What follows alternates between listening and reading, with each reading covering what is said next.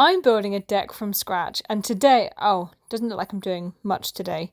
False alarm, it's now gone. There's nothing as unpredictable as the UK weather. Today I'm installing the crossbeams for my pergola. I needed to cut out 2 notches on either side of each crossbeam, and I find that when I'm using a jigsaw like this, the blade doesn't always cut completely straight, especially when you're coming in at a strange angle. If this happens, I just turn it over and straighten it out from the other side. The top part of this deck was not an exact square, and that meant that each crossbeam had to be a slightly different measurement. Only by a couple of millimeters, but I wanted to make sure I had a really good fit. So I made sure to measure them all separately and not just cut the notches in exactly the same place. Once they were in their final position, I drilled some pilot holes directly through the top and into the pieces of wood underneath. But just before I was about to screw them in, I realised I needed to oil the edges and the bits that I'd cut so they were protected. I'll come back at a later time and oil the entire area, but I just want to get the bits now that I won't be able to reach later once I've screwed it all down.